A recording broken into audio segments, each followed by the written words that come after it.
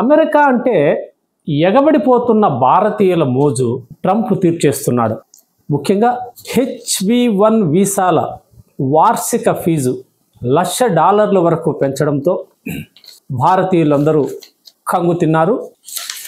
ఈయన ఒక భారతదేశాన్ని ఉద్దేశించి ఈ ప్రకటన చేయకుండా ఏ విదేశీయులైనా సరే అమెరికాకు వృత్తి నైపుణ్యం పేరుతో రావాలనుకుంటే వార్షిక ఫీజు $1,00,000 చెల్లించాలని నిబంధన విధిస్తూ ఆదేశాలు జారీ చేయడంతో అది కూడా సెప్టెంబర్ 21 నుంచి అమల్లోకి తెస్తున్నామని చెప్పడంతో వృత్తి నిపుణులు ముఖ్యంగా సాఫ్ట్వేర్ ఉద్యోగులు విలవిలలాడిపోతున్నారు.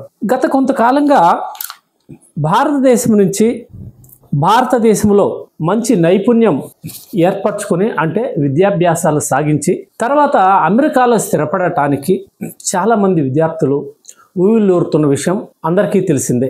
ఈ క్రమంలో పెద్ద ఎత్తున అక్కడికి వెళ్ళిపోయి భారతీయులు స్థిరపడిపోవడం, అక్కడ స్థానికంగా అమెరికాలో ఉన్న యువతకు ఉపాధి దొరకడం లేదు అనే క్రమంలో ట్రంప్ వచ్చి రాగానే ఎవరైతే అనుమతి లేకుండా విదేశీయులు అమెరికాలో ఉంటున్నారో వాళ్ళందరినీ కర్కశంగా వాళ్ళ దేశం నుంచి విమానాల్లో తరిమేశాడు, తీసుకుపోయి ఆయా దేశాల్లో తోసేసినంత పని చేశాడు. ఈ క్రమంలోనే ఆ దేశ ఆర్థిక పరిస్థితిని కాపాడుకునేందుకు పెద్ద ఎత్తున సుంకాల బాట పట్టాడు. ఈ సుంకాల క్రమంలో కొన్ని దేశాలు వాళ్ళకు లొంగిపోయినా భారతదేశం ట్రంప్ని కనీస స్థాయిలో కూడా లెక్క చేయలేదు. ఈ కక్షతో అమెరికాకు పెద్ద ఎత్తున వలస వచ్చిన ఈ సాఫ్ట్వేర్ వృత్తి నిపుణులను టార్గెట్గా చేసుకుని ట్రంప్ ఈ వార్షిక ఫీజును నిర్ణయిస్తూ ఆదేశాలు జారీ చేయడంతో మన దేశం మీద తీవ్ర ప్రభావం పడుతుందని ఆయన ఆశించాడు. ఆశించిన విధంగానే ఇది కూడా జరుగుతుంది.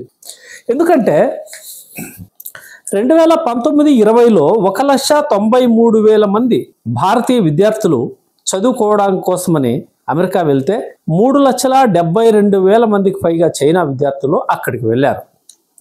అమెరికా జనాభా పరిస్థితిని ఒకసారి గమనిస్తే ఇండో అమెరికన్స్ 2వ స్థానంలో ఉన్నారు, అలాగే చైనా వాళ్ళు మొదటి స్థానంలో ఉన్నారు. ఈ విద్యార్థుల విషయానికి వస్తే ప్రస్తుతం 23-24 విద్యా సంవత్సరంలో భారతీయ విద్యార్థులు చైనా విద్యార్థులను కూడా దాటి 3,31,602 మంది చదువుకోవాలనే క్రమంలో అమెరికాకు వెళ్ళారు. ఈ పరిస్థితిని చూస్తే భారతీయుల సంఖ్య ప్రతి ఏటా పెరుగుతోందని ట్రంప్ భావించాడు. ఈ సుంకాల విషయంలో భారతదేశంలో వారి ఉత్పత్తులు కొన్ని పెద్ద ఎత్తున అమ్ముకోవడానికి అనుమతి అడగడం, ఇక్కడ రైతులు దెబ్బతింటారని భారతదేశం వాటిని అంగీకరించకపోవడంతో ట్రంప్ రష్యా నుంచి చమురు కొనుగోలు చేస్తున్నారు, అందువల్లే రష్యా ఉక్రెయిన్ యుద్ధం ఆగడం లేదు అనే నెపం పైకి పెట్టి డ్రామాలాడుతూ ఇండియాను నిత్యం బెదిరిస్తూ ఈ సుంకాల పేరుతో వేధింపులు మొదలుపెట్టాడు. ఈ క్రమంలోనే ఇది కూడా ఒక టైప్ ఆఫ్ సుంకాల కిందకే వస్తుంది. ఈ క్రమంలో చాలామంది భారతీయ నైపుణ్యం కలిగిన సాఫ్ట్వేర్ ఉద్యోగులు ఈ వార్షిక ఫీజు చెల్లించలేక అమెరికాను వదిలేయడం జరుగుతుందని వాళ్ళ ఉద్దేశం కావచ్చు. ఒక విధంగా ఇది పైకి చూడడానికి మనకి ఇబ్బందికరంగా ఉన్నప్పటికీ ఆ వృత్తి నిపుణులను భారతదేశమే ఆదుకుంటే, అంటే వాళ్ళకి అవకాశాలు కల్పిస్తే, ఇక్కడున్న టెక్ కంపెనీలకి భారతదేశం ఊతం కల్పిస్తూ వాళ్ళందరికీ ఉపాధి కల్పించగలిగితే భారతదేశమే ఎన్నో సాఫ్ట్వేర్ ఉత్పత్తులను ప్రపంచానికి ఎగుమతి చేసే అవకాశం ఉంది. అలాగే వృత్తి నిపుణుల కొరతతో అమెరికా రాబోయే రోజుల్లో తీవ్ర స్థాయిలో నష్టం చవిచూడనుంది. ఇది మేధావులైన నిపుణులందరికీ తెలుసు. అమెరికాలో కూడా చాలామంది ప్రముఖులు దీని విషయం ఆందోళన చెందుతున్నారు. ముఖ్యంగా ఈ H1B వీసాలు ఎవరికి వర్తిస్తాయంటే సాధారణంగా అమెరికాకి వెళ్ళి వచ్చే వాళ్ళకు ఏమి వర్తించవు. ముఖ్యంగా సాఫ్ట్వేర్ వృత్తి నిపుణులు, మనకి మెజారిటీ ఉండే వృత్తి నిపుణులు అంతా సాఫ్ట్వేర్ ఉద్యోగులే 99%. వాటిల్లో ఇవి కంపెనీలు జారీ చేస్తాయి, ప్రముఖ టెక్ కంపెనీలు వీటిని జారీ చేస్తాయి. వీటికే ఇంత ఫీజు చెల్లించాలన్నారు. అమెరికాకు వెళ్ళాలంటే ఇప్పుడు దాదాపుగా 30,000 నుంచి 80,000 రూపాయలు విమాన ఛార్జీలు పెంచేశారు. కాబట్టి వీళ్ళంతా తిరిగి భారత్ రావాల్సిన పరిస్థితి తలెత్తుతుంది. ముఖ్యంగా అమెజాన్ కంపెనీ 10,000కు పైగా H1B వీసాలను జారీ చేసి ఉంది. తర్వాత టీసీఎస్ కంపెనీ, ఇది మన ఇండియన్ కంపెనీ, టీసీఎస్ కంపెనీ జారీ చేసింది 5,000 వరకు. అలాగే మైక్రోసాఫ్ట్ కూడా 5,000 వరకు జారీ చేసింది. మేటా కూడా 5,000కు పైనే ఉంది. యాపిల్ 4,000 చిల్లర జారీ చేసింది. గూగుల్ కూడా 4,000 చిల్లర. ఇట్లా వేలల్లో H1B వీసాలు మనకు టెక్ మహీంద్రా అమెరికా వింగ్ వచ్చి 951, అతి తక్కువ H1B వీసాలు జారీ చేసింది. సో ఈ వృత్తి నిపుణులందరూ కంపెనీ ఈ $1,00,000 భరించే పరిస్థితి ఉండదు. వాళ్ళకి జీతాల నుంచే వీళ్ళు దీన్ని కొనాల్సి ఉంటుంది. కాబట్టి అక్కడ పెద్ద సంక్షోభం తలెత్తుతుంది. వీళ్ళు వృత్తి నిపుణులంతా భారత్కి లేదా ఇతర దేశాలకు వెళ్ళి పని చేయాల్సిన పరిస్థితి రావచ్చు. ఇక్కడ ముఖ్యమైన విషయం ఏమంటే ఇది భారతీయుల సంస్కృతికి ఒక పెద్ద దెబ్బగా చెప్పచ్చు. ఈ H1B వీసాల విషయము నిజంగా భారతీయులకి సంస్కృతికి మేలు చేసే విషయం. చదువుకున్న ప్రతివాడు అమెరికా వెళ్ళి స్థిరపడిపోవాలని కలలుగంటున్నాడు. ఇక్కడ తల్లిదండ్రులని చిన్నప్పటి నుంచి పెంచి పెద్ద చేసిన పిల్లలందరినీ ఇక్కడ తల్లిదండ్రులు వదిలేసి వాళ్ళ జీవిత చరమాంకంలో వాళ్ళ శ్రేయస్సు కానీ వాళ్ళ క్షేమాన్ని కానీ చూడకుండా కనీసం చనిపోయినప్పుడు కూడా రాని పిల్లలు ఎంతోమంది ఉన్నారు. వాట్సాప్లో వీడియో కాల్ చేసి లైవ్ చూస్తాము, మీరు దానం చేసేయండి, డబ్బులు పంపిస్తామని అంటున్నారు. సో ఇక్కడ హిందూ సంస్కృతి బాంధవ్యాలు పూర్తిగా దెబ్బతిన్న పరిస్థితి. కాబట్టి ఈ H1B వీసాల విషయం చాలా మంచి నిర్ణయం. ట్రంప్కి నిజంగా భవిష్యత్తులో భారతీయులందరూ కృతజ్ఞతలు చెప్తారు. చాలామంది తల్లిదండ్రులు చిన్నప్పటి నుంచి అల్లారు ముద్దుగా పెంచుకుని కష్టపడి తమ సర్వశక్తులు వడ్డీ బిడ్డలను చదివించాక వాళ్ళందరూ అమెరికాలో స్థిరపడిపోవడం, వీళ్ళకి చనిపోయేటప్పుడు కనీసం ఎవరు దగ్గర లేకపోవడం చాలా బాధాకరంగా ఉంది. ఈ పరిస్థితి నుంచి కొంతవరకైనా బయటపడతారు. ఈ దేశం కూడా భారతదేశం కూడా చాలామంది వృత్తి నిపుణులను కాపాడుకునేందుకు నరేంద్ర మోడీ సర్కార్ ప్రత్యేక ప్యాకేజీ ప్రకటించి కంపెనీలకి వాళ్ళకి ఉపాధి కల్పించే విధంగా ఆదుకుంటే ఈ దేశం అతి వేగంగా అభివృద్ధి చెందే అవకాశం ఉంటుంది. దీన్ని భారత ప్రభుత్వం ముఖ్యంగా ఉపయోగించుకోవాలని ఆశిద్దాం. అమెరికా సెన్సస్ బ్యూరో డేటా ప్రకారం 2000 సంవత్సరం నుంచి 2023 వరకు 2020లో 1.8 మిలియన్ నుంచి 2023కి 4.9 మిలియన్ గ్రోత్ రేట్తో ఇండో అమెరికన్ జనాభా పెరిగిపోయింది. ఇది ఇక్కడి నుంచి వెళ్ళి అక్కడ స్థిరపడి జన్మించిన వాళ్ళు కావచ్చు, ఇక్కడి నుంచి వెళ్ళిన ఇమిగ్రెంట్స్ కూడా కావచ్చు. మొత్తము ఈ 2000 నుంచి 2023 నాటికి భారతీయులు అమెరికాకి వెళ్ళడంలో గ్రోత్ రేట్ ఎంత అంటే 174% అక్కడ వాళ్ళు లెక్కించారు.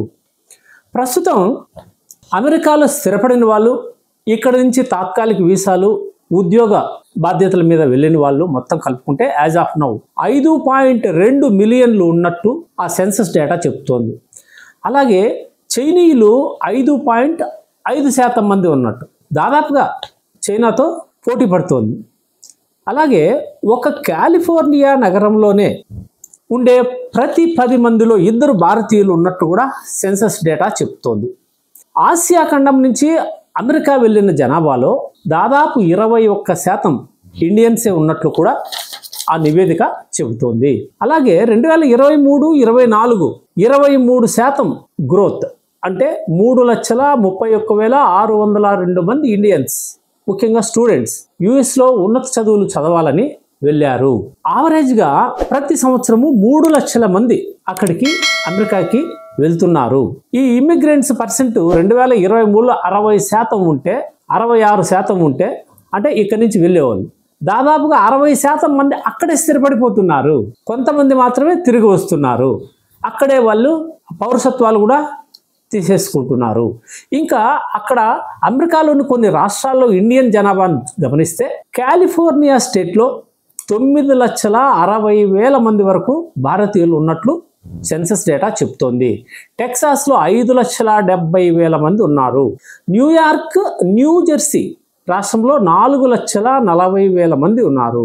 న్యూయార్క్ రాష్ట్రంలో 3,90,000 మంది ఉన్నారు. ఇలియాస్ రాష్ట్రంలో 2,70,000 మంది ఉన్నట్లు సెన్సస్ డేటా చెబుతోంది. అంటే దాదాపుగా అమెరికా అంతా మన వాళ్ళు ప్రాకిపోయినట్లుగా ఈ లెక్కలు చెబుతున్నాయి. అలాగే మెట్రోపాలిటన్ సిటీస్ అంటే అర్బన్ ఏరియాస్లో న్యూయార్క్ టౌన్ 7 లక్షలకు పైగా జనాభా ఉన్నట్టు ఈ లెక్కలు చెబుతున్నాయి. 7,10,000 మంది ఉన్నట్లు. తర్వాత డల్లాస్లో 2,70,000 మంది, శాన్ ఫ్రాన్సిస్కోలో 2,60,000 మంది ఉన్నట్లు ఈ సెన్సస్ డేటా చెప్తోంది. ఇక్కడ అమెరికాలో ఉండే మొత్తం 5.52 మిలియన్ జనాభాలో దాదాపుగా 48% మంది హిందువులే కావడం ముఖ్యమైన విషయం. తర్వాతి స్థానంలో క్రిస్టియన్స్, తర్వాత మిగిలిన స్థానాలు ఇతర కులాలు ఉంటాయి. 2024లో టోటల్ పాపులేషన్ ఆఫ్ యుఎస్ వచ్చి 34 కోట్లు దాదాపు. దీంట్లో ఒక నిర్ణాయకమైన పాత్రలోకి భారతీయులు వెళ్ళిపోయారు. అందుకే ఇటీవల జరిగిన అమెరికా అధ్యక్ష ఎన్నికల్లో మన నరేంద్ర మోడీ కూడా సందర్శించి పరోక్షంగా ట్రంప్కి సహకరించాడు. భారతీయులందరూ పెద్ద ఎత్తున ట్రంప్కే ఓట్లు వేశారు. ఈ ట్రంప్కి ఈయన ఎంత తలతిక్క మనిషి అంటే, మనకి కేఏ పాల్ అని ఒకటి వింటున్నాం, అదే తరహాలో అమెరికాకు ఒక కేఏ పాల్ దొరికాడు. ఈయన నిర్ణయాలు వీళ్ళు స్నేహితులా మనకు శత్రువులా అన్న తేడా ఆయనకి ఏమి ఉండదు. ఎవరు నెత్తిన పడితే వాళ్ళ ఎత్తున రాలేసి చివరికి ఆయన నెత్తిన కూడా ఆయన వేసుకునే రకం.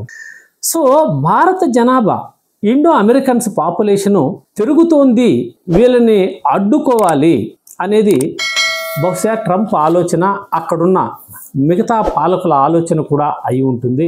అలాగే వాళ్ళ ప్రయోజనాలు కాపాడుకునేందుకు భారతదేశం వారు చెప్పినట్టు వినాలా అని కీలకమైన రంగాల మీద కఠిన చర్యలు తీసుకునే క్రమంలో భాగంగా ఈ H-1B వీసాలను కూడా ఒక ప్రయోగంగా ప్రయోగించారు అని మనం భావించవచ్చు. దీన్ని భారత ప్రభుత్వం అనుకూలంగా మార్చుకోవాలి. ఉపాధి కోల్పోయే పెద్ద ఎత్తున వృత్తి నిపుణులని ఆదుకునే ప్రయత్నం చేయాలి.